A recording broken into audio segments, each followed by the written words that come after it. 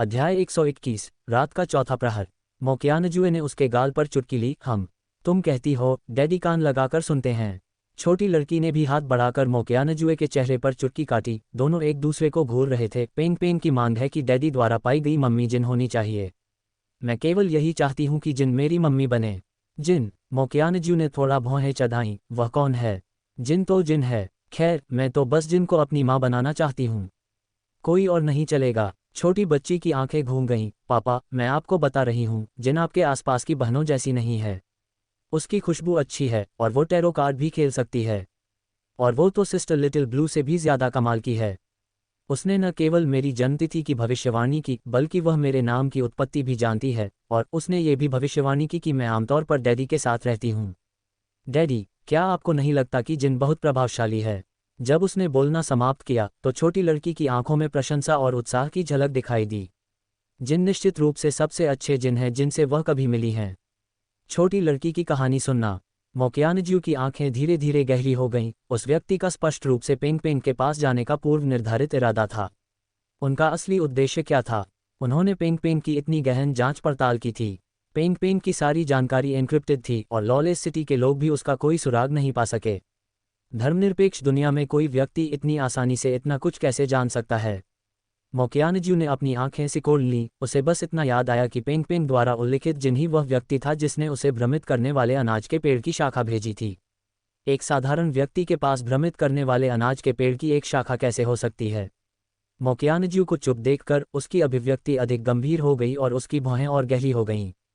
छोटी लड़की ने मोक्यानजुए का हाथ हिलाया। पिताजी, क्या आप जिन को मेरी माँ बनाने के लिए सहमत हैं या नहीं? पेंग पेंग। मोक्यानजुए ने दोनों हाथों से छोटी लड़की के कंधों को पकड़ लिया, उसकी आंखों में गंभीरता से देखते हुए। हर कोई तुम्हारी माँ नहीं हो सकता। कुछ लोग संदिग्ध इरादों से आते हैं और ईमानदार नहीं होते। आपको भविष्य में ऐसे लोगों से मेलजोल रखने से बचना चाहिए और आपको दोबारा उसकी तलाश करने की अनुमति नहीं है, समझे? मो परिवार की कुलमाता के सर्वोच्च पद की लालसा कोई भी नहीं कर सकता और उसे इस संभावित समस्या को शुरू में ही समाप्त करना होगा। छोटी लड़की ने नाखुशी से अपना सिर दूसरी ओर घुमा लिया। उसका मुंह ऊपर उठा हुआ था। बुरे डैडी, मेरा जिन वैसा नहीं है जैसा आप कहते हैं। मेरा जिन बहुत अच्छा है। तुम नहीं चाहती कि जिन मेरी माँ बने, लेकिन जिन को तुमसे शादी करने की कोई परवाह नहीं है। मेरी जिन ने कहा कि उसका पहले से ही एक मंगेतर है। अरे नहीं, मंगेतर? तुम्हें लगता है कि हर कोई तुमसे शादी करना चाहता है? बदबूदार डैडी। उसने पहले तो सोचा था कि डैडी उसका साथ देंगे, लेकिन उसने यह नहीं सोचा था कि डैडी जिन को नीची नज़र से देखेंगे। ये स्पष्ट था कि जिन ने ही सबसे पहले डैडी को अस्वीकार किया था। नहीं, उसे जिन को घर लाने का कोई रास्ता ढूंढना ही होगा। क्या टीवी पर नहीं कहा गया था कि जान पहचान से स्नेह पैदा होता है, और स्नेह एक ऐसी चीज़ है जो समय के साथ विकसित होती है। किसी भी हालत में वह केवल ये चाहती है कि जिन उसकी माँ बने। तारांकन। साउथ ब्रिज नम.2 मिडिल स्कूल, कक्षा 10। जब चू जिन पहुंचे तो म्याओ शिनरान पहले से ही नाश्ता कर रही थी। चू जिन को आते देख उसने तुरंत तैयार किए गए स्टीम्ड बंस को आगे बढ़ाया। जिन, जू के स्टीम्ड बंस, मैंने उन्हें विशेष रूप से आपके लिए बचा कर रखा है। चू जिन ने कोई औपचारिकता नहीं निभाए और 2-4 निवाले खा लिए।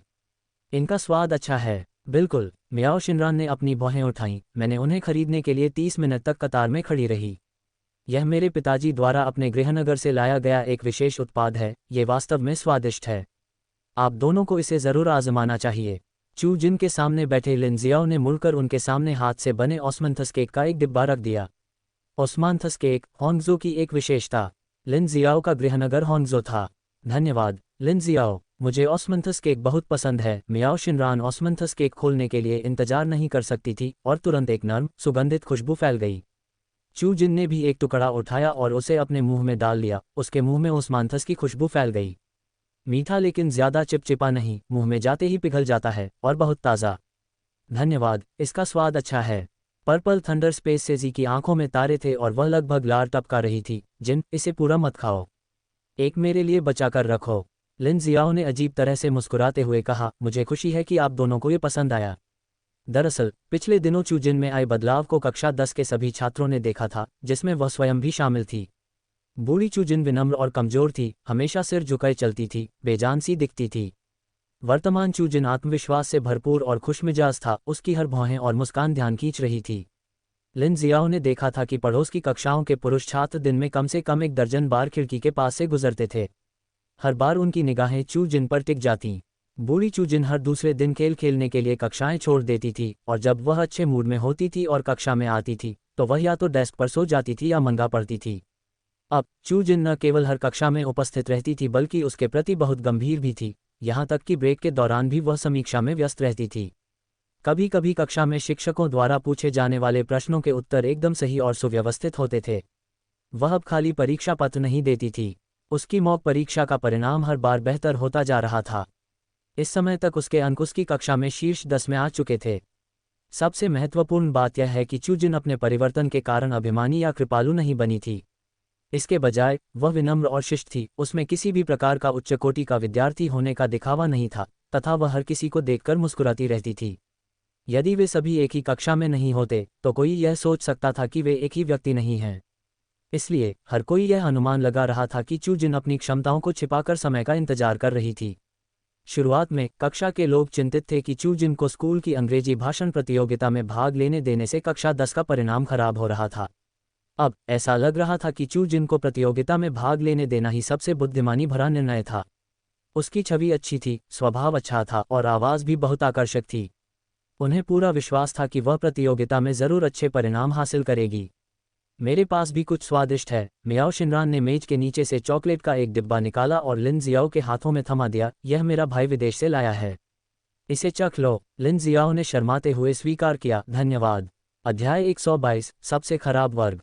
आपका स्वागत है, मियाओ शिनरान ने ऑस्मंथस केक खाते हुए कहा। यह ऑस्मंथस केक वाकई बहुत अच्छा है। कैपिटल सिटी में आपको ऐसा असली केक कहीं नहीं मिलेगा। अरे लिन जियाओ, क्या आपका गृहनगर होंगजो है? ऑस्मांथस केक एक ऐसी नाजुक पेस्ट्री जिसे केवल दक्षिण के जलीय क्षेत्रों में जन्मी सभ्य महिलाएं ही बना सकती थीं। लिन जियाओ ने सिर हिलाया, हाँ, मेरा गृहनगर होंगजो है। आपका क्या हाल है? क्या आप राजधानी शहर के स्थानीय निवासी हैं? कैपिटल सिटी विशाल है। चीन मुख्य भूमि की राजधानी होने के कारण लगभग सभी लोग देश भर से यहाँ आते हैं। सच्चे स्थानीय लोग बहुत दुर्लभ हैं। इतने लंबे समय तक सहपाठी रहने के बावजूद ये पहली बार था जब लिन जियाओ ने मियाओ शिनरान के साथ इतनी बातचीत की थी। अतीत में हालांकि मियाओ शिनरान एक अव्वल छात्रा थी, लेकिन क्योंकि वह कक्षा में सोती थी और वीडियो गेम खेलती थी, इसलिए सभी लोग उससे दूरी बनाए रखते थे। उन्हें डर था कि कहीं उनकी लापरवाही से वे प्रभावित न हो जाएं, इसलिए वे उससे बहुत कम बातचीत करते थे। हालांकि मियाओ शिनरान धीरे धीरे अपनी बुरी आदतों को छोड़ रही थी, और समय के साथ लिन जियो ने पाया कि वास्तव में मियाओ शिनरान के साथ रहना काफ़ी आसान था। मैं हुईजोऊ से हूँ, लेकिन मैं एक बार होंगजो भी गया हूँ। ये बहुत खूबसूरत है, मछली और चावल की भूमि जहाँ अलग अलग मौसम होते हैं। यह एक अद्भुत जगह है। हुईजोऊ। लिन जियाओ की डेस्कमेट जोऊ जुएजुए ये सुनकर उत्साहित होकर मुड़ी, मैं भी हुईजोऊ से हूँ। विशाल राजधानी शहर में अपने ही गृहनगर से किसी से मिलना एक सौभाग्य की बात थी। आप भी हुईजोऊ से हैं? मियाओ शिनरान भी आश्चर्यचकित लग रही थी, क्योंकि उसे किसी अन्य शहरवासी से मिलने की उम्मीद नहीं थी। हाँ हाँ हाँ, जोऊ जुएक्स्यू ने जल्दी से सिर हिलाया, भाग्य। चलो हाथ मिलाते हैं। दोनों ने उत्साहपूर्वक एक दूसरे को गले लगाया और विदेशी धरती पर पुराने परिचितों से मिलने की भावना को साझा किया। तुम पृथ्वीवासी सब झूठे हो, जी ने अचानक ये वाक्य बोल दिया। चू जिन ने भौहें उठाईं, पृथ्वीवासियों ने तुम्हें सूरजमुखी के बीच से धोखा दिया। जी ने अपना आईपैड पत्थर की मेज पर रख दिया। मैं पिछले कुछ दिनों से आपकी पृथ्वी संस्कृति के बारे में गहराई से पढ़ रही थी और एक कहावत पढ़ी, साथी शहरवासियों से मिलते हैं, उनकी दोनों आंखों में आंसू होते हैं, लेकिन देखो वे दोनों मूर्खों की तरह हंस रहे हैं, उनके चेहरे पर जरा भी दुख नहीं है। चू जिन, वैसे जिन आप मूल रूप से कहाँ से हैं?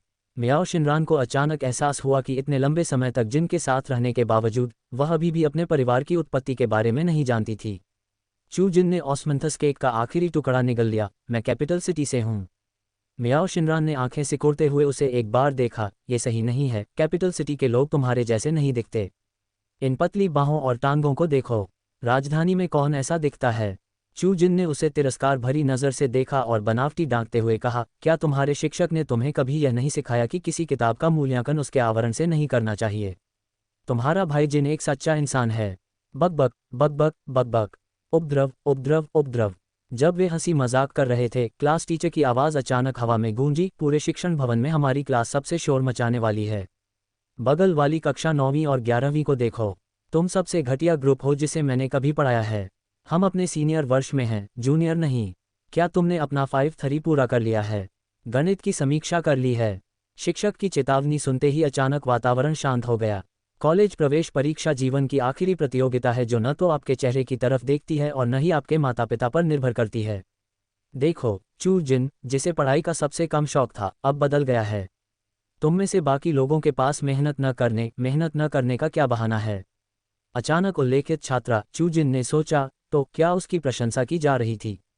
तारांकन कहीं और, शांग परिवार के निवास पर। पिताजी, ये चू परिवार की उस लड़की के बारे में जानकारी है जिसे आपने मुझे तैयार करने के लिए कहा था। देख लीजिए। शांग कांगशेंग एक झूलती हुई कुर्सी पर लेट गया और आंखें सिकुड़ते हुए शांगजी द्वारा दिए गए दस्तावेज लेने के लिए आगे बढ़ा।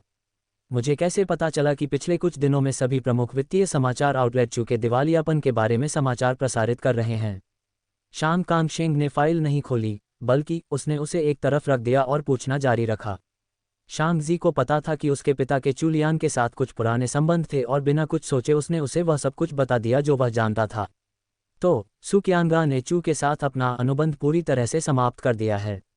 शांगजी ने सिर हिलाया। हाँ, सिर्फ इतना ही नहीं, बल्कि उसने चू से बड़ी संख्या में पुराने शेयरधारकों को भी छीन लिया। अब चूज को पूंजी की कमी और अपने लोगों के पलायन का सामना करना पड़ रहा है। मुझे डर है कि यह ज्यादा दिन नहीं चलेगा। कृतघ्न कुत्ता। शांगजी ने मेज पटक दी। बूढ़े चू के बिना सुक्यांगदा बहुत पहले ही सड़कों पर भूख से मर गया होता। और अब वह पिछले रिश्तों की परवाह किए बिना दया का बदला द्वेष से चुका रहा है। यद्यपि व्यवसाय लाभ को महत्व देते हैं, उन्हें धार्मिकता को भी महत्व देना चाहिए। सुक्यांगदा के कार्य वास्तव में घृणित थे। युवा चू के बारे में क्या? उसकी तरफ से कोई खबर? शांग कांगशेंग ने अपनी भावनाओं को नियंत्रित करते हुए पूछा। शांगजी को चू जिन ने पिछली बार चू के घर पर जो कहा था उसके बारे में कुछ पता था, लेकिन शांगजी की नज़र में ये सब बकवास था। चू जिन 18 सालों से बेकार थी। अगर वह सामान्य भी होती तो भी वह सिर्फ एक औरत होने के नाते चू को कैसे पुनर्जीवित कर सकती थी? शांगजी हंसी। युवा मिस चू ने दावा किया कि वह जेके के साथ एक सहयोग समझौता करना चाहती है और बाकी शेयरधारकों का नेतृत्व करके चू को पुनर्जीवित करना चाहती है। क्या ये हास्यास्पद नहीं है? मानो उसके जैसी छोटी बच्ची जेके के साथ समझौता कर सकती है। अगर चू को कोई आंतरिक समस्या न होती और उसके पास पैसे की कमी न होती, तब भी जेके चू के बारे में नहीं सोचता। आजकल के युवा सोचते हैं कि थोड़ी सी क्षमता उन्हें अजेय बना देती है, लेकिन अंततः वे बहुत ही उतावले और अपरिपक्व होते हैं। अंत में आह भरते हुए शांगजी ने अपना सिर हिलाया। अध्याय 123, बर्फीले मौसम में चारकोल भेजना। शांगजी की बातें सुनकर शांग कांगशेंग की थोड़ी संकुचित आंखों में तीक्ष्णता की चमक उठी। वह झूलती कुर्सी से सीधा खड़ा हो गया। बहुत बढ़िया, शाबाश छोटी बच्ची, महत्वाकांक्षा से भरपूर। वह हमेशा से जानता था कि वह छोटी लड़की कोई साधारण लड़की नहीं थी। पिताजी, आपका क्या मतलब है? शांगजी कुछ हैरान रह गया। क्या वह बूढ़ा व्यक्ति उन युवाओं से घृणा करने के लिए नहीं जाना जाता था जो उतावले और उद्दंड थे? वह अचानक उसकी प्रशंसा क्यों कर रहा था? क्या ऐसा हो सकता है कि वह बूढ़ा हो रहा है? जिया, मेरा कार्ड लो और चू ग्रुप में जाओ। शांग कांगशेंग ने उत्साह से मेज से एक काला कार्ड उठाया। मैं चू ग्रुप में निवेश करना चाहता हूँ। पिताजी, आप? शांगजी को अपने कानों पर यकीन नहीं हो रहा था। बूढ़े आदमी ने कहा कि वह चू ग्रुप में निवेश करना चाहता था। क्या यह मजाक था? चू ग्रुप की वर्तमान स्थिति को देखते हुए $100 मिलियन और देना भी पानी में पैसा फेंकने जैसा होगा। पिताजी, मुझे पता है कि मिस्टर चू के साथ आपका पहले भी कुछ लेन देन था, लेकिन मृतक का देहांत हो चुका है। चू परिवार की जब हालत खराब थी तब आपने उनकी बहुत मदद की थी। अब इसमें और पैसा लगाने की कोई ज़रूरत नहीं है और हमारा परिवार भी इस तरह पैसा बर्बाद नहीं कर सकता। तुम्हें क्या पता? शांग कांगशेंग ने अपनी बेद घुमाए और शांगजी पर वार किया। अगर मैं तुम्हें जाने को कहूँ तो जाओ। अपने पिता से बहस करके समय बर्बाद मत करो। पापा, शांगजी अभी भी हिचकिचा रहा था। अगर बूढ़ा बूढ़ा हो रहा था तो वह उसके साथ बेवकूफ़ी नहीं कर सकता था। वह मिस चू, आप जानते हैं कि वह कैसी है? शांगजी अपनी बात पूरी भी नहीं कर पाया था कि शांग कांगशेंग ने उससे फिर से बेद से मारा। मैंने तुमसे ज़्यादा नमक खाया है जितना तुमने चावल खाया है। मैं तुमसे बेहतर जानता हूँ कि चू परिवार की छोटी लड़की कैसी है। बस तुम देखते रहो, एक दिन वह छोटी लड़की तुम सबको चौंका देगी। शांगजी ने ठंडी आवाज़ में कहा। वह? पिताजी, क्या आप मजाक कर रहे हैं? यदि मिस चू कुछ भी हासिल करने में सक्षम थी तो ये सचमुच यांगजी नदी के पीछे की ओर बहने जैसा मामला होगा। वह ये विश्वास करना अधिक पसंद करेगा कि लाल बारिश आसमान से गिर सकती है, बजाय इसके कि वह ये विश्वास करे कि मिस चू कुछ भी कर सकती है। पिछले कुछ वर्षों से मिस चू के बारे में व्यापक अफवाहें फैली हुई हैं। निश्चित रूप से बूढ़ा आदमी इतना बूढ़ा नहीं हो गया है कि ऐसी मूर्खतापूर्ण बातें कहे। तुम नहीं जा रहे हो, है ना? शांग कांगशेंग ने गुस्से में शांग जेड के हाथ से काला कार्ड छीन लिया। मैं खुद जाऊंगा। रुको रुको रुको। ये देखकर कि उसके पिता वास्तव में गुस्से में थे, शांग जी ने जल्दी से उन्हें मुस्कुराकर खुश करने की कोशिश की। पिताजी, गुस्सा मत होइए, मैं अभी तुरंत जाऊंगा। शांग कांगशेंग की अभिव्यक्ति अंततः नर्म हो गई। जल्दी जाओ। ठीक है, मैं इस पर काम कर रहा हूँ। जैसे ही वह दरवाजे पर पहुंचा, शांग जी ने आह भरी, ब्रोकेड में फूल जोड़ना आसान है, लेकिन बर्फ में कोयला भेजना मुश्किल है। तुम जैसे दयालु और मूर्ख लोग अब ज्यादा नहीं बचे हैं। मैं बस यही उम्मीद करता हूं कि मिस चू कृतघ्न न हो। शांग कांगशेंग ने अपना बेत शांग जी की ओर फेंका। तुम मूर्ख हो, तुम क्या बकवास कर रहे हो। दरवाजे के बाहर शांग जी चिल्लाया, पिताजी, मैं आपका अपना बेटा हूं। शांग कांगशेंग ने बड़बड़ाते हुए कहा, यहाँ तक कि जो मेरे खून के नहीं हैं उनके साथ भी आपके जैसा अच्छा व्यवहार नहीं किया जाएगा। लोगों के बारे में उनका निर्णय गलत नहीं था और उनका मानना था कि चू जिन उनके लिए चमत्कार लेकर आएंगे। अपने हाथों को पीठ के पीछे बांधे, शांग कांगशेंग ने दूर तक देखा। उसकी आंखें बुद्धिमत्तापूर्ण दूरदर्शिता से जगमगा रही थीं। थोड़ी देर बाद उसने इशारा किया। बटलर तुरंत पास आया। मास्टर, मैं आपकी क्या सहायता कर सकता हूँ। फूलों के शहर में मामला कैसे आगे बढ़ रहा है। शांग कांगशेंग क्षितिज पर ध्यान लगाए रहा। उसकी अभिव्यक्ति गंभीर थी। मास्टर, बटलर ने थोड़ा झुककर कहा, जैसा आपने अनुमान लगाया था, फ्लावर सिटी में हमारे लोगों ने उस युवती का पता लगा लिया है और डीएनए तुलना के लिए रक्त के नमूने एकत्र कर रहे हैं। परिणाम एक हफ्ते में आ जाएंगे, चिंता करने की कोई ज़रूरत नहीं है। शांग कांगशेंग ने कड़वाहट से हंसते हुए कहा, मैं चिंता कैसे न करूं। 20 साल हो गए हैं और यह विचार कि लिन लैन अभी भी बाहर है मुझे चैन से नहीं बैठने देता। मुझे उम्मीद है कि इस बार यह सचमुच वही है। मुझे फिर से निराश मत करना। केवल जब लिन लैन मिल जाएगी तभी मैं शांति से आराम कर पाऊंगा। मास्टर, बटलर ने शांग कांगशेंग की ओर देखा, ऐसी बात मत कीजिए, आप अभी भी मजबूत और स्वस्थ हैं। आप निश्चित रूप से लंबी उम्र जिएंगे। शांग कांगशेंग ने हल्के से खांसते हुए बटलर के कंधे पर थपथपाया। पुराने दोस्त, मैं अपने शरीर को अच्छी तरह जानता हूं। अगर लिन लैन की चिंता न करता तो अब तक मैं मर चुका होता। बटलर ने धीरे से आह भरी। उसकी आंखें नम हो गईं। वह कई वर्षों तक शांग परिवार के साथ रहे थे और उन्होंने परिवार के उत्थान और पतन से समृद्धि तक के जीवन को प्रत्यक्ष रूप से देखा था। हर अच्छे बुरे समय में से बेहतर कोई वाक्यांश नहीं है। मास्टर, निश्चिंत रहें, इस बार हम मिस लिन लैन को अवश्य ढूंढ लेंगे। शांग कांगशेंग ने धीरे से सांस ली। मुझे आशा है। उन्हें उम्मीद थी कि फ्लावर सिटी उनके लिए कोई चमत्कार लेकर आएगी। शांग कांगशेंग द्वारा चू ग्रुप में निवेश करने की खबर तेजी से फैल गई और कुछ ही दिनों में इसे प्रमुख वित्तीय समाचार पत्रों ने प्रकाशित कर दिया। चू जिन भी हैरान थी। उसे उम्मीद नहीं थी कि शांग कांगशेंग ऐसे समय में मदद करेगा। जब उन्हें चू ग्रुप के निदेशक का फोन आया तो उन्हें अपने कानों पर विश्वास ही नहीं हुआ।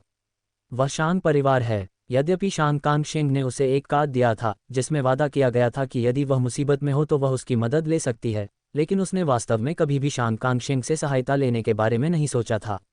इस समय वह पार्क में एक छोटे से मंडप में बैठी थी, शांग कांगशेंग के साथ शतरंज खेल रही थी। अध्याय 124, शतरंज का खेल।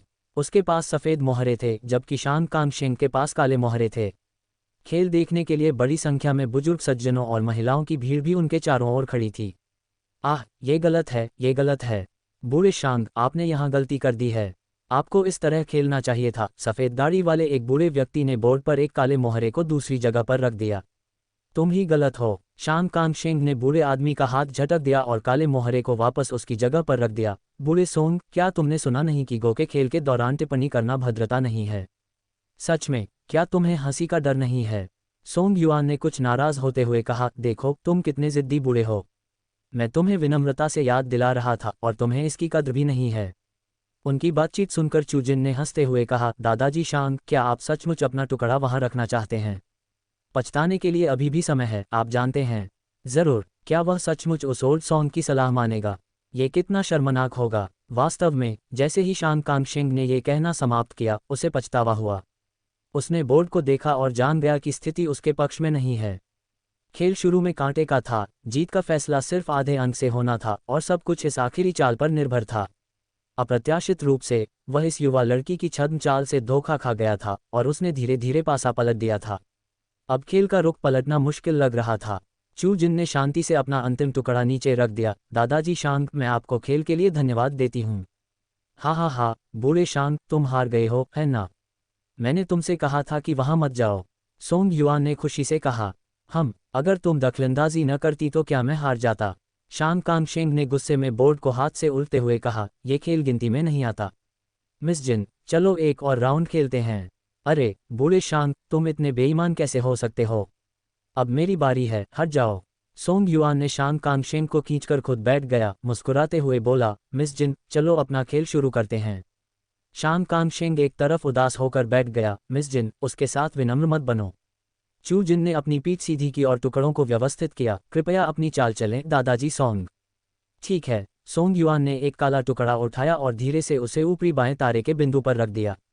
चू जिन ने भी अपनी तर्जनी और मध्यमा उंगली के बीच एक सफ़ेद टुकड़ा लिया और उसे काले टुकड़े के बगल में रख दिया। जब वह खेलती थी तो उसकी अभिव्यक्ति गंभीर होती थी तथा वह सबसे मानक गो संकेतों का प्रयोग करती थी। खेल आगे बढ़ा और हर खिलाड़ी अपनी बारी लेकर आगे बढ़ा और जल्द ही बोर्ड आधा काले और आधा सफ़ेद मोहरों से भर गया। स्थिति और भी तनावपूर्ण हो गई और सोंग युआन के माथे पर पसीना आ गया। हर कदम पर सावधानीपूर्वक विचार किया गया। यह उसके जीवन में पहली बार था जब उसे लगा कि उसे अपना जोड़ीदार मिल गया है। चू जिन अभी भी शांत स्वभाव में थे। उन्होंने धैर्यपूर्वक दूसरा सफ़ेद टुकड़ा उठाया। उनके आसपास बैठे बुजुर्ग दर्शक आश्चर्य से चिल्ला उठे, इस लड़की का गो खेलना बुरा नहीं है। वह इतने लंबे समय से ओल्ड सॉन्ग के साथ प्रतिस्पर्धा कर रही है। और देखो, खेल बराबरी पर पहुंच गया लगता है, लेकिन असल में ओल्ड सॉन्ग पहले से ही नुकसान में है। शान कांगशेंग खिलखिलाकर हंसा, हा हा हा, शाबाश मिस जिन। यही तरीका है, उसे पूरी तरह से मिटा दो। माहौल और भी तनावपूर्ण हो गया। दोनों खिलाड़ियों ने बोर्ड पर उथल पुथल मचा दी, जिससे खेल का रुख बदल गया। सोंग युआन के माथे पर पसीना बढ़ता जा रहा था। खेल का परिणाम एक ही मोहरे पर निर्भर होने वाला था। चू जिन की उंगलियां एक टुकड़ा पकड़े हुए एक पल के लिए रुक गईं, फिर दिशा बदल दी। दादाजी सोंग, मैं हार गया।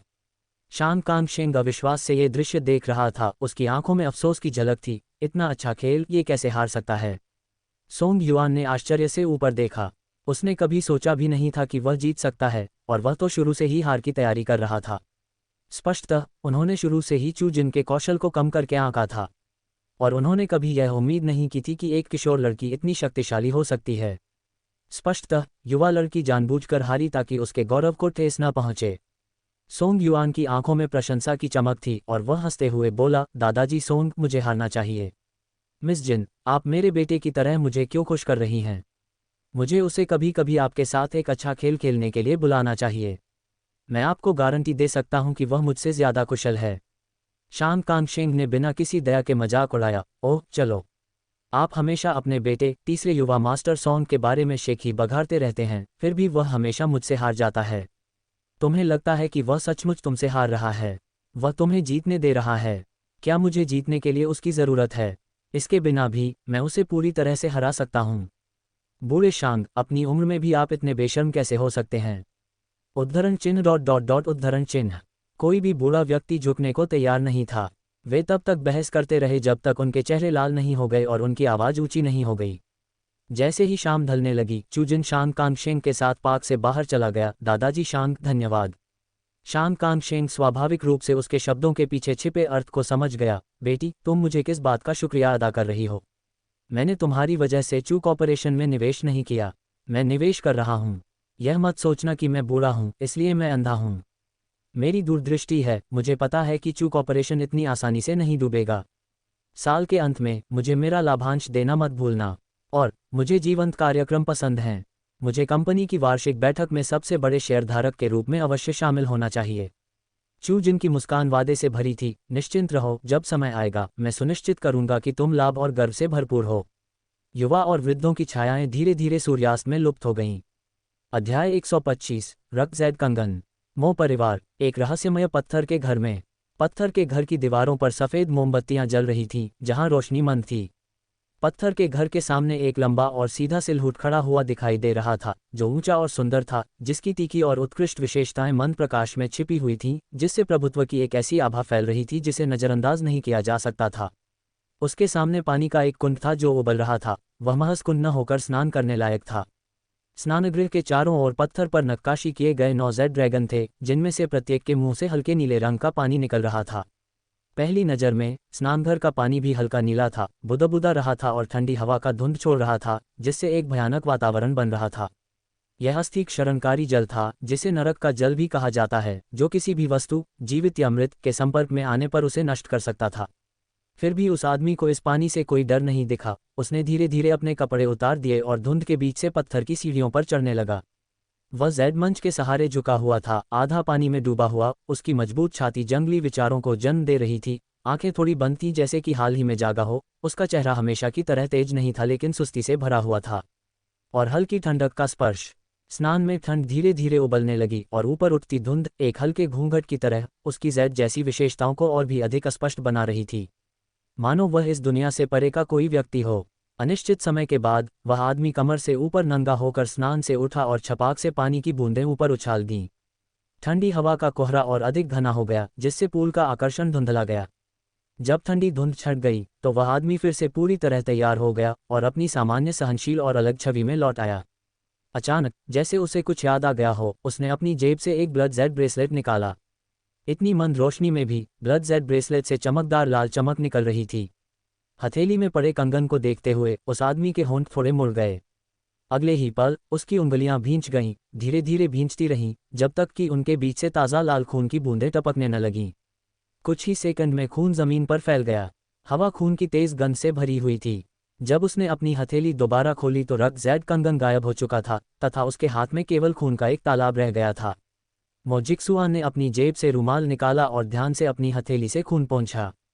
क्या हो रहा है? झेंग चुई ने भौहें चढ़ाईं। उसकी उंगलियां अचानक उसके जीथर के तारों पर रुक गईं और उसने आसमान की ओर देखा। कभी साफ नीला आसमान अब धीरे धीरे खून की परत से रंग गया था, आग के बादल की तरह। मो परिवार की कुलमाता को भी ध्यान कक्ष में बैठे बैठे एक झटका सा महसूस हुआ। एक खड़खड़ाहट के साथ उनके हाथ में रखी बुद्ध मालाएं जमीन पर बिखर गईं। मालाओं की चिंता किए बिना वह ध्यान कक्ष से जल्दी से बाहर निकल गई। वह भी आकाश की ओर देख रही थी। उसकी भौहें चिंता से आपस में जुड़ गई थीं। आंटी मो, क्या जिक्सुआन को कुछ हुआ है? झेंग चुई पहला मौका पाते ही ध्यान कक्ष में पहुंच गया। मुझे नहीं मालूम, लेकिन ऐसा लग रहा है कि उसने हड्डी तोड़ने वाले पानी को छुआ होगा, बूढ़ी औरत ने कहा। उसका चेहरा राख जैसा हो गया था।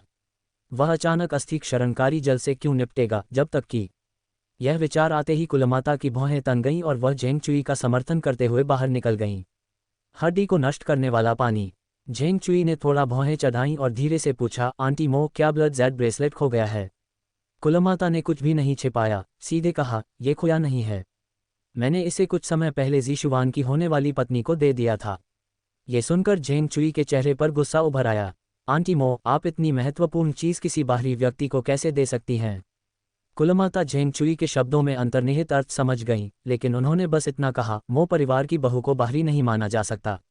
झेंग चुई ने अपनी पलकें झुका लीं। हालांकि वह नाराज थी, उसने कुछ और नहीं कहा और अपनी चाल तेज कर दी और कुलमाता का साथ देते हुए पत्थर के घर की ओर चल पड़ी। ऐसे समय में कुलमाता से बहस करने और खुद को नापसंद करने का कोई मतलब नहीं था। जैसे ही वे पत्थर के घर के प्रवेश द्वार पर पहुंचे, मो जिक्सुआन अंदर से निकला। हमेशा की तरह नहीं, उसने साफ सफ़ेद कमीज पहनी हुई थी, हाथ जेबों में डाले, रोशनी से बचते हुए। उसके तीखे और आकर्षक चेहरे धीरे धीरे धूप में दिखाई देने लगे, जिससे देखने वाले दंग रह गए, मानो वह कोई दिव्य प्राणी हो। वह उनकी ओर चल पड़ा। उसका प्रत्येक कदम झेंग चुई के हृदय पर पड़ता प्रतीत हो रहा था। टैप टैप टैप, प्रत्येक कदम के साथ झेंग चुई का दिल कसता गया। उसे अनजाने में डूबते हुए जादू में खींच लिया। जुबान ए, क्या तुम ठीक हो? कुलमाता जल्दी से आगे बढ़ी। उनके चेहरे पर चिंता की लकीरें थीं। मैं ठीक हूँ, मो जिक्सुआन ने धीरे से कहा। उसके होंठ हल्के से खुल गए। करीब से निरीक्षण करने पर पता चला कि उसकी त्वचा सामान्य से कहीं अधिक पीली थी। उसके आसपास खून की हल्की गंध फैली हुई थी। कुलमाता ने स्वाभाविक रूप से मो जिक्सुआन के शरीर पर असामान्यता देखी और आगे कहा, मैंने अभी एक असामान्य घटना देखी। आकाश खून से सना हुआ था। मुझे सच बताओ, क्या तुमने अस्थि क्षरण जल को छुआ था? ये सुनकर झेंग चुई ने उसकी आश्चर्यजनक सुंदरता से तुरंत होश संभाला और धीरे से पूछा, हाँ जिक्सुआन, मैंने भी इसे देखा। क्या अब तुम ठीक हो? उसे सबसे ज्यादा इस बात की चिंता थी कि मो जिक्सुआन ने बिना किसी कारण के अस्थि क्षरणकारी जल से क्यों निपटा था। मो जिक्सुआन ने झेंग चुई की ओर देखा तक नहीं, बल्कि कुलमाता की ओर देखा और थोड़ा सिर हिलाया। हाँ, मेरे पास है। उसकी आवाज़ हमेशा की तरह गहरी और ठंडी बनी रही। अध्याय 126, मूल्य। बच्चे। बूढ़ी मैडम मो ने मो जिक्सुआन की ओर देखा। तुमने इसे बिना किसी कारण के क्यों छुआ? बताओ, क्या हमारे परिवार का ब्लड जेड ब्रेसलेट अब तुम्हारे पास है? मो जिक्सुआन ने सच्चाई नहीं छिपाई। मैंने रक्त जेड कंगन को नष्ट करने के लिए अस्थि क्षरण जल का उपयोग किया ताकि एक नया रक्त जेड कंगन उभर सके। ये सुनकर झेंग चुई के चेहरे पर खुशी की एक झलक दिखाई दी। उसका दिल भी धड़कना बंद हो गया। तुम। बूढ़ी मैडम मो का चेहरा और भी गहरे गुस्से से भर गया। बिना किसी कारण के तुम इसे क्यों नष्ट करोगे? तथाकथित रक्त जेड ब्रेसलेट वास्तव में संघनित रक्त से बना था, जो आध्यात्मिक ऊर्जा से भरपूर और प्रथम श्रेणी की गुणवत्ता का था। हालांकि रक्त जेड ब्रेसलेट बनाने से पहले रक्तदाता के शरीर को अस्थि क्षरण जल से शुद्ध करना पड़ता था, तभी और भी प्रबल आध्यात्मिक ऊर्जा वाला रक्त जेड ब्रेसलेट बनाया जा सकता था।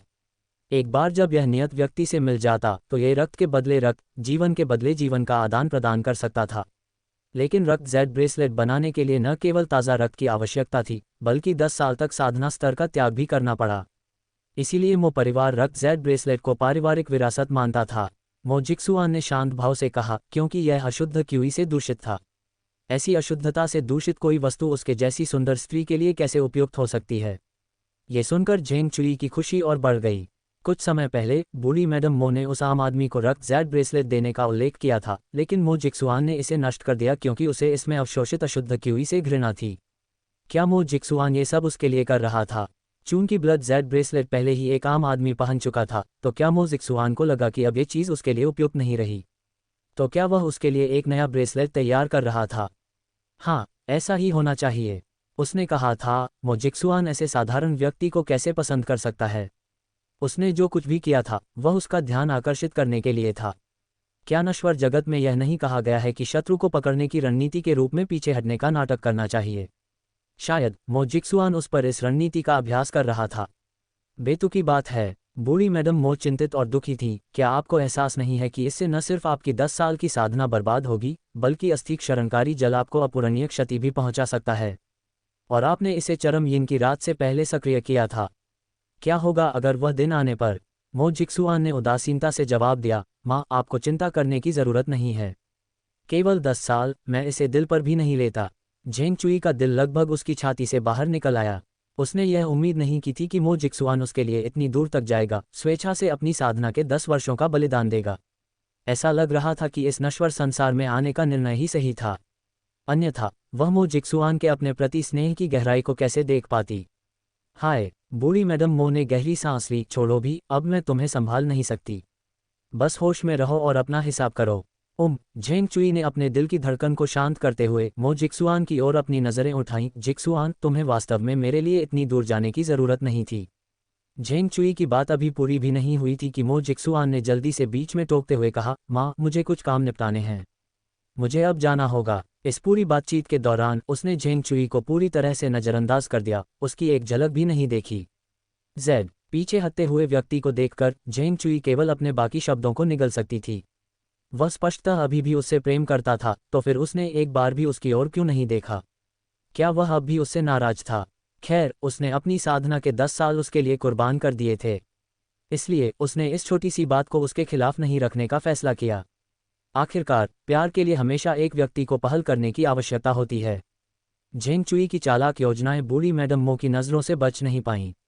उन्होंने ठंडे स्वर में अपना हाथ हटा लिया और उदासीन स्वर में बोली, अगर तुम अब भी मो परिवार के साथ रहना चाहते हो तो ठीक से व्यवहार करो। असंभव चीज़ों के बारे में दिवास्वप्न मत देखो, कुछ चीज़ें हमेशा तुम्हारी पहुंच से बाहर होती हैं। ये कहकर वह मुड़ी और बड़े बड़े कदमों से चली गई। झेंग चुई ने बूढ़ी मैडम मो की विदाई की आकृति देखी। उनकी उत्कृष्ट विशेषताएं उनकी आंखों में ठंडक के साथ मुड़ गईं। यद्यपि वह बूढ़ी मैडम मो को अपनी मां की तरह मानती थी, फिर भी उसने इस तरह के भुगतान की आशा नहीं की थी। तभी एक नौकर झेंग चुई को ढूंढता हुआ आया। मिस झेंग, बाहर मिस्टर जियांग हैं जो आपसे मिलना चाहते हैं। अपने पीछे कदमों की आहट सुनकर झेंग चुई तुरंत अपने सामान्य गरिमा में और सौम्य व्यवहार में लौट आई। पीछे मुड़कर उसने धीरे से कहा, बहुत अच्छा, मुझे पता है। आपके प्रयासों के लिए धन्यवाद। जियांग मुबाई आया था। वह यहाँ किस लिए आया था? उलझन भरी अभिव्यक्ति के साथ झेंग चुई सामने वाले हॉल की ओर चला गया। ये स्पष्ट था कि जियांग मुबाई वहाँ कुछ समय से थे। अतिथि मंडप में अपने हाथों को पीठ के पीछे बांधे खड़े थे। उनकी छवि एकांत से भरी हुई थी। मुबाई, झेंग चुई ने धीरे से पुकारा। परिचित आवाज सुनते ही जियांग मुबाई अचानक मुड़ा। उसकी आंखों में आश्चर्य की चमक थी। चुई, तुम यहाँ हो? यद्यपि वह झेंग चुई को कई वर्षों से जानता था, फिर भी उसकी हर झलक उसे स्तब्ध कर देती थी। झेंग चुई ने थोड़ा सिर हिलाया। मुंबई, तुम्हें कैसे पता चला कि मैं यहाँ हूँ? जियांग मुबाई मुस्कुराया। उसकी निगाहें गहरे स्नेह और एकाग्रता से भरी थीं। चुई, इस दुनिया में मुझसे ज़्यादा तुम्हें कोई नहीं समझता।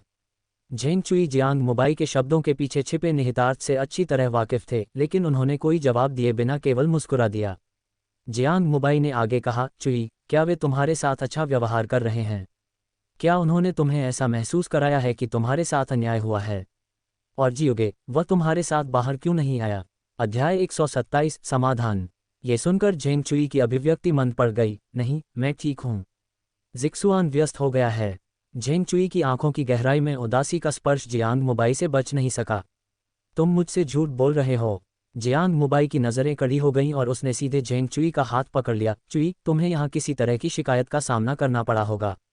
क्या नौवे भाई ने तुम्हें धमकाया था? नहीं। झेंग चुई की आंखें नम हो गईं। जिक्सुआन मेरे साथ बहुत अच्छा व्यवहार करता है, आप इसे ज्यादा समझ रहे हैं। मुझे बस घर की याद आती है क्योंकि मैं बहुत लंबे समय से महाशक्ति दुनिया से दूर रहा हूँ। जितना अधिक वह ये कहती, उतना ही अधिक जियांग मुबाई को लगता कि उसे कोई असहनीय पीड़ा सहनी पड़ी है। झेंग चुई के दयालु स्वभाव के कारण वह दूसरों से झगड़ने को तैयार नहीं थी, लेकिन वह ऐसा नहीं कर सकता था। उसे यह पता लगाना था कि मो परिवार में झेंग चुई के साथ कैसा अनुचित व्यवहार हुआ था। वह झेंग चुई को थोड़ा सा भी अपमानित होते हुए नहीं देख सकता था। चुई, मुझे खेद है कि तुम दुखी हो। झेंग चुई ने अपना सिर हिलाया। मैं दुखी नहीं हूँ। जब तक मैं जिक्सुआन के साथ रह सकती हूँ, मैं कुछ भी करने को तैयार हूँ। जियांग मुबाई के दिल में अचानक दर्द की एक टीस सी उठी और उसके होठों पर खुशी का कोई संकेत न होते हुए भी एक मुस्कान उभर आई। हाँ चुई, तुम निश्चित रूप से खुश रहोगी। उसे झेंग चुई के पैरों के नीचे की सभी बाधाओं को जल्दी से दूर करना था, ताकि वह जल्द से जल्द एक स्थिर जीवन जी सके। तारांकन तारांकन। इस बीच सु क्यांगा ने कभी भी यह उम्मीद नहीं की थी कि उसे चू परिवार के दिवालिया होने की खबर नहीं मिलेगी, बल्कि उसे शांग परिवार द्वारा चू परिवार में निवेश करने की खबर सुनने को मिलेगी। ये खबर उनके लिए बिजली गिरने जैसी थी, जिससे वह आधे दिन तक हिलने डुलने में असमर्थ हो गए। मुझे क्या करना चाहिए? सु क्यांगा अपने कार्यालय में इधर उधर टहल रहा था। आखिर शांग कांगशेंग ने निवेश करने का फैसला क्यों किया? शांग परिवार एक प्रमुख निगम था, जो जूनेओ समूह से भी उच्च रैंक पर था। क्या ये हो सकता है कि इस बार उनका निर्णय सचमुच एक गलती थी? क्या वह सचमुच असफलता से पराजित होने वाला था? मुख्य मुद्दा ये था कि वह जूनेओ को ये कैसे समझाएगा, जबकि उसने विश्वास के साथ ऐना से वादा किया था कि वह चू परिवार को घुटनों पर बैठकर जूनेओ से उन्हें प्राप्त करने के लिए भीख मांगने पर मजबूर कर सकता है। उसने सोचा था कि वह इस बार चू परिवार से अलग हो सकता है और जूनेओ की मदद से अपना खुद का उद्यम स्थापित कर सकता है।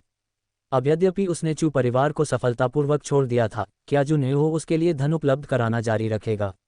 तभी दरवाजे पर दस्तक दस्तक की आवाज़ सुनाई दी। सु क्यांगा ने अपना कॉलर सीधा किया और बॉस की कुर्सी पर बैठ गया। अंदर आइए। सचिव ने पेशेवर मुस्कान के साथ प्रवेश किया। श्री सु, जूनेओ ग्रुप की मिस एना ने आपको रुकने के लिए कहा था। ये वही था जिससे वह सबसे अधिक डरता था। सु क्यांगा ने चिढ़कर अपना हाथ हिलाया। मुझे पता है। सचिव के जाने के बाद सु क्यांगा खड़ा हुआ। उसके चेहरे पर खटास थी। छी, वह तो बस एक सहायक है। जूनेओ के अधीन एक कुत्ता जो ऐसा दिखावा कर रहा है। आप इसे किसी भी नज़रिए से देखें, मैं एक ग्रुप अध्यक्ष हूँ। मैं किसी सहायक को अपनी मर्जी से मुझे बुलाने और हटाने की इजाज़त कैसे दे सकता हूँ? ये सचमुच परेशान करने वाला था। वह दुखी तो था, फिर भी उसे जाना पड़ा। वह जूनेओ या एना को नाराज़ नहीं कर सकता था। ये वह समय था जब उन्हें जहाज को अत्यंत सावधानी से चलाना था। सु क्यांगा जल्दी से नीचे की ओर भागी, जूनेओ की दिशा की ओर ड्राइविंग। झुके हुए चेहरे पर बनावटी मुस्कान लिए सु क्यांगा ने सावधानीपूर्वक एना के कार्यालय में प्रवेश किया। मिस एना, क्या आपको मुझसे किसी काम से मिलना था? यह कोई बड़ी बात नहीं है। एना ने धीरे से दस्तावेजों के ढेर से अपना सिर उठाया। उसकी अभिव्यक्ति कुछ ठंडी थी। मैं सिर्फ ये जानना चाहती हूँ कि श्री सुचू परिवार को दिवालिया बनाने की योजना कब बना रहे हैं? मिस एना, सु क्यांगा ने तैयार किए गए तर्क सुनाए। आपको शायद पता न हो, लेकिन मेरी योजना पूरी तरह कामयाब हो चुकी थी। तभी कहीं से शांग परिवार प्रकट हो गया।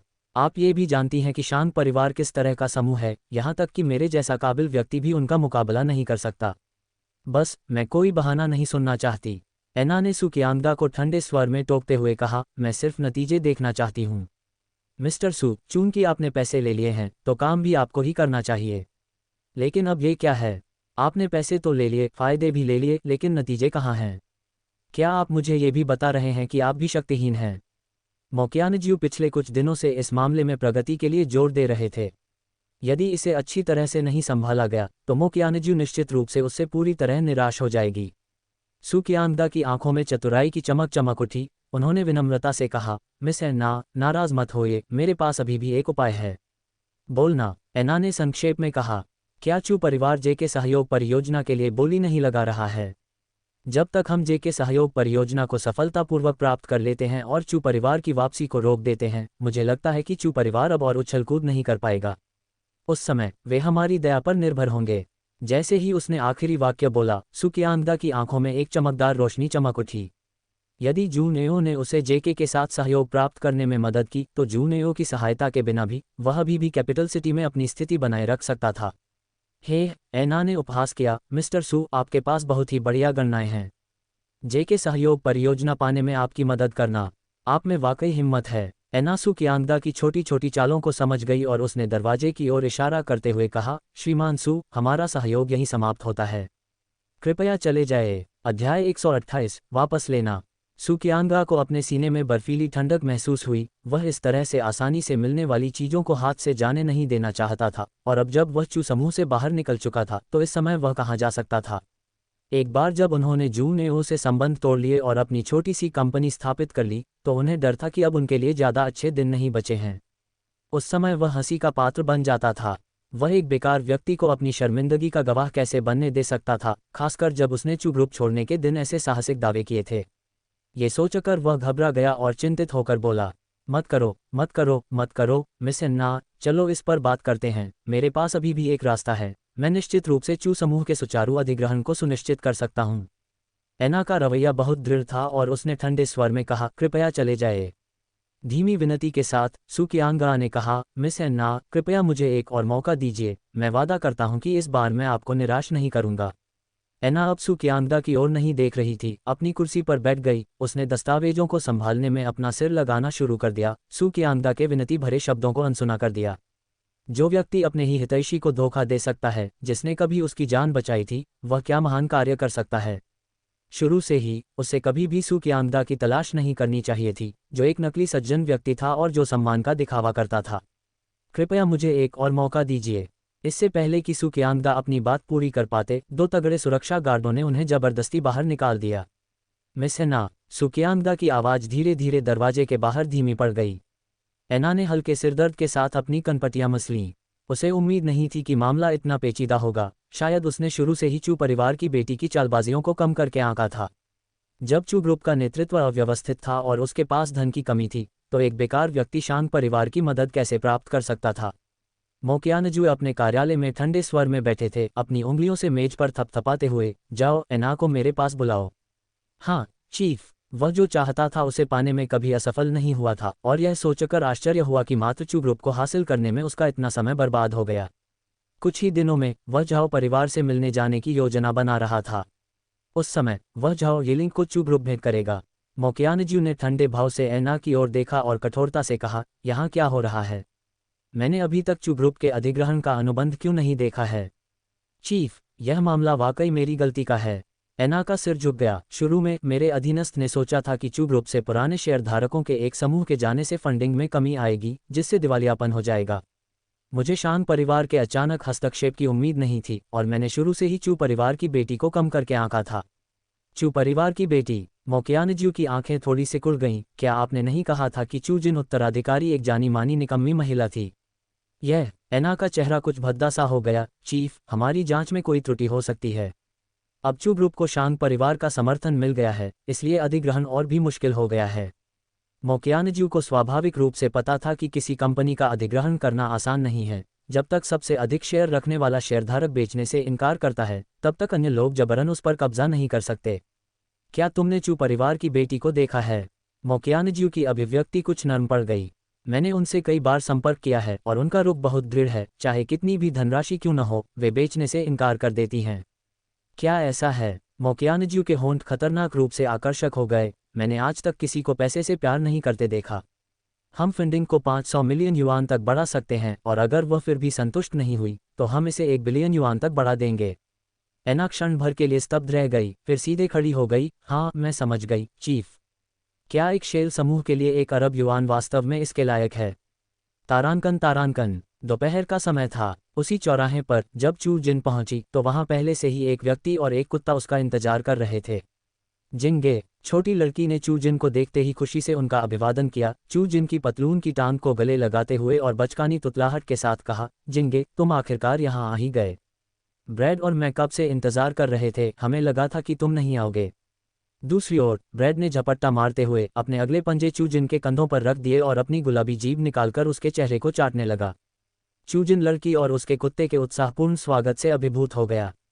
ब्रैड का वजन पड़ने से उसका दम लगभग घुट गया।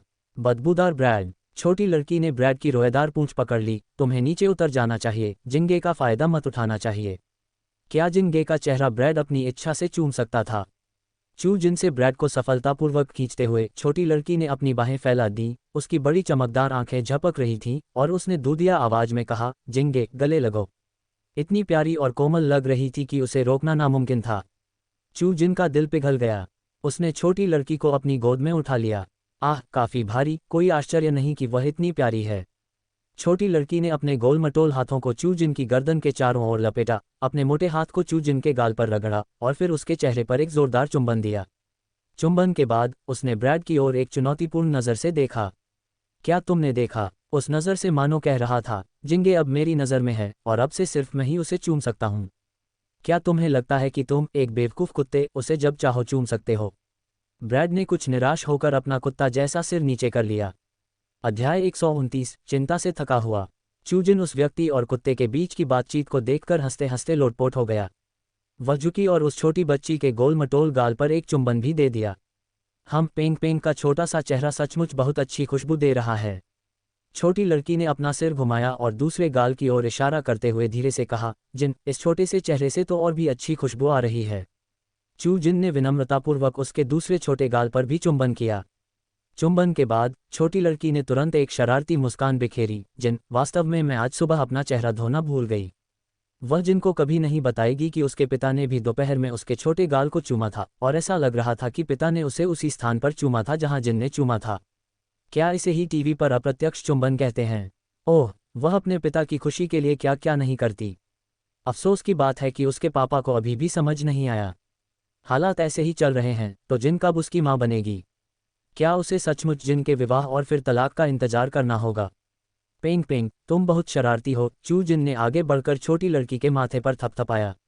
जिन, मैं तुम्हें सचमुच पसंद करती हूँ। छोटी लड़की ने चू जिन के चेहरे पर एक और चुंबन दिया। कुछ देर इधर उधर घूमने के बाद चू जिन ने अपना स्टॉल लगाना शुरू कर दिया और जल्द ही दिन के अपने पहले ग्राहक का स्वागत किया। सफ़ेद बालों वाली एक बूढ़ी दादी, पारंपरिक चीनी बटनादार पोशाक पहने हुए, कंधे पर एक नीली प्राचीन शैली की गठरी लिए हुए। वह कुछ हद तक समय से थकी हुई, एकाकी सी लग रही थी। उसकी झुर्रियों वाली आंखों ने वर्षों की तबाही देखी थी। उसकी अभिव्यक्ति बहुत दयालु थी। नमस्ते, दादी माँ। छोटी लड़की, बहुत समझदार होने के कारण, उनके पास गई, एक कुर्सी खींची और बूढ़ी दादी की मदद करते हुए कहा, दादी माँ, कृपया बैठ जाए।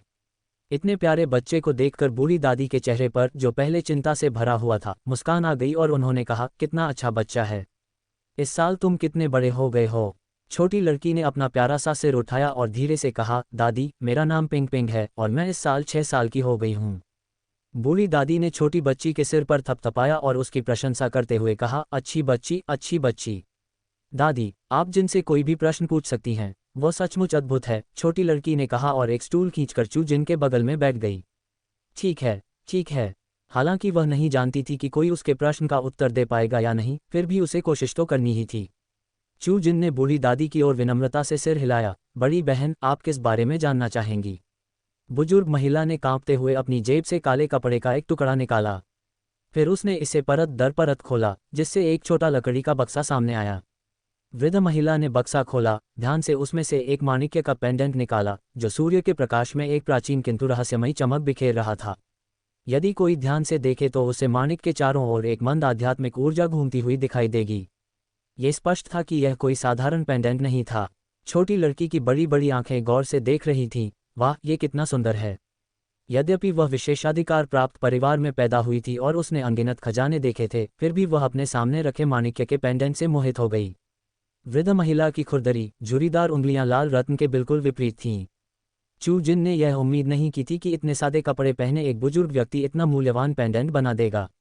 हालांकि बूढ़ी औरत को देखकर ऐसा लग रहा था कि यह पेंडेंट उसके लिए बहुत महत्वपूर्ण चीज़ है, कीमत से परे कुछ। बूढ़ी दादी ने माणिक्य का पेंडेंट मेज पर रख दिया और फिर चू जिन की ओर देखा।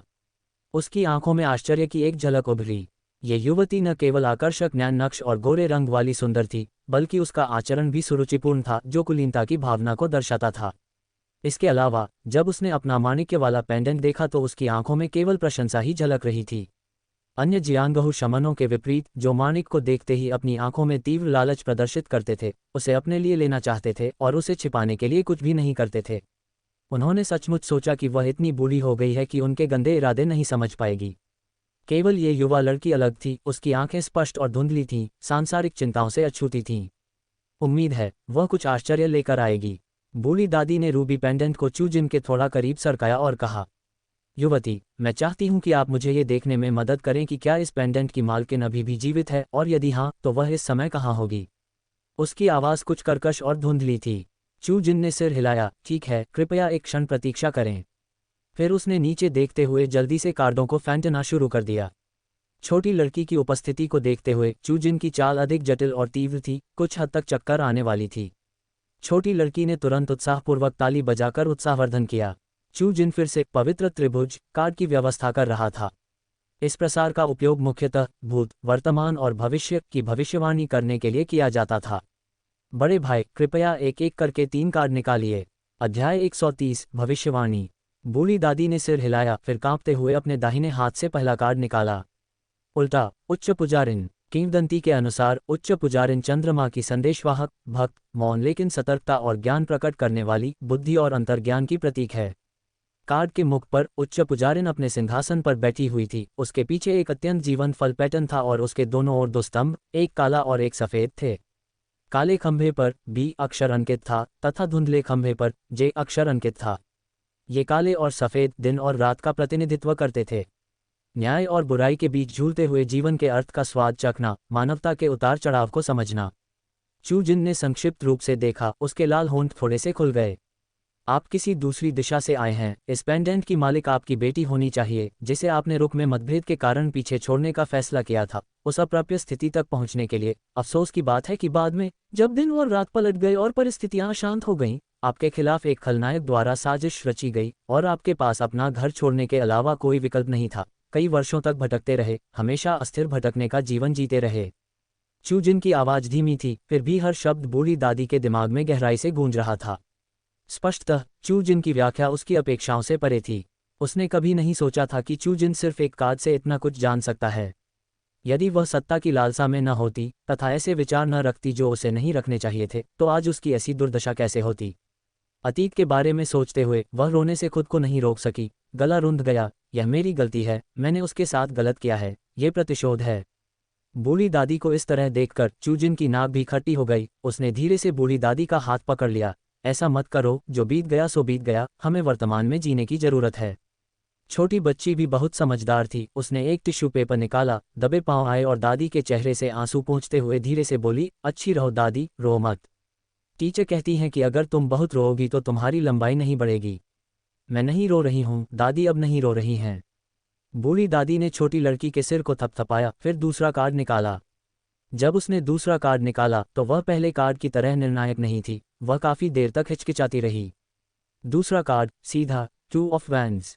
कार्ड के मुखपृष्ठ पर राजसी पोशाक पहने एक व्यक्ति एक ऊंची दीवार के ऊपर खड़ा है, जो अपने विशाल साम्राज्य को देख रहा है तथा दूर समुद्र की ओर देख रहा है। अपने दाहिने हाथ में उन्होंने एक गोलाकार वस्तु पकड़ी हुई थी तथा अपने बाएं हाथ में उन्होंने एक छड़ी पकड़ी हुई थी। कार्ड पर लिखा पात्र चुपचाप उस गोले का अध्ययन कर रहा था, मानो कुछ हिसाब लगा रहा हो। ये स्पष्ट था कि यह व्यक्ति गहरी चालें चल रहा था और यथास्थिति से असंतुष्ट था। चिंता मत करो, आपकी बेटी अच्छी तरह से रह रही है। लेकिन चू जिन ने अपनी आंखें थोड़ी सिकुड़ते हुए 2 ऑफ वैंड्स की ओर देखते हुए कहा। उसकी आंखों में भ्रम की झलक दिखाई दी। लेकिन क्या? बूढ़ी दादी ने कुछ चिंतित होकर पूछा, मेरी बेटी अब कैसी है? बूढ़ी दादी की घबराहट की स्थिति को देखकर चू जिन ने आश्वस्त करते हुए मुस्कुराते हुए कहा, ये ठीक है, मैंने अभी कार्ड से देखा कि आपकी बेटी आपसे अलग स्थानिक आयाम में रह रही है। इसके अलावा उसकी बेटी अपनी वर्तमान स्थिति से काफी असंतुष्ट है। एक विचार ही किसी को बुद्ध या राक्षस बना सकता है। एक विचार मात्र से वह स्वयं को 2 भिन्न परिस्थितियों में पा सकती है। उसे सही रास्ता दिखाने के लिए किसी की आवश्यकता हो सकती है। उसे अतीत में ही उलझे नहीं रहना चाहिए, भविष्य की कल्पना करने में असमर्थ होना चाहिए। बेशक ये ऐसी बातें थीं जो चू जिन स्वाभाविक रूप से बूढ़ी दादी को नहीं बता सकता था। हालांकि बूढ़ी दादी को स्थानिक आयाम वाक्यांश सुनकर आश्चर्य नहीं हुआ, क्योंकि उन्हें यह शब्द बिल्कुल भी अपरिचित नहीं लगा। उसने राहत की सांस ली। जब तक वह ठीक है तब तक सब ठीक है। बूढ़ी दादी ने फिर तीसरा कार्ड पलटा। सीधा सिक्कों का 5। कार्ड के सामने बर्फ और हिम की दुनिया में दो भिखारी लंगड़ाते और झुके हुए फटे हुए कपड़े पहने हुए आगे बढ़ रहे थे। वे एक चर्च के पास से गुजरे लेकिन उस पर ध्यान नहीं दिया और आगे बढ़ते रहे। कार्ड को देखते हुए चू जिन कुछ गंभीर दिखाई दिए और कुछ नहीं बोले। मालिक, क्या मैं अपने जीवन काल में अपनी बेटी को देख पाऊंगी? बूढ़ी दादी ने आग्रहपूर्वक पूछा। चू जिन ने कार्ड के बारे में अपने चिंतन से बाहर आते हुए सिर हिलाया। आप उसे देखेंगे। यदि आप पूर्व की ओर खोजते रहेंगे तो आप जल्द ही अपनी बेटी से मिलेंगे। ये बस। बूढ़ी दादी ने घबरा कर पूछा, बस क्या? बात सिर्फ इतनी है कि उसकी बेटी बहुत घमंडी है और शायद उसे पहचान नहीं पाएगी। इसके बजाय वह उसे एक बाधा, एक बोझ के रूप में देख सकती है जो उससे अलग होने के लिए हर संभव प्रयास कर रहा है। एक माता पिता का हृदय सचमुच दयनीय होता है। इस बूढ़ी दादी के विचार केवल उसकी बेटी के लिए हैं। उसे यह कभी पता ही नहीं चला कि उसकी बेटी बहुत पहले ही उसे पूरी तरह से भूल चुकी है। चू जिन मुस्कुराया, कुशलता से भारी विषय को टालते हुए। ये कुछ भी नहीं है बूढ़ी औरत, आपकी बेटी बहुत अच्छी तरह से रह रही है। वास्तव में आपको उसे खोजने और एक दूसरे को पहचानने पर अड़े रहने की जरूरत नहीं है।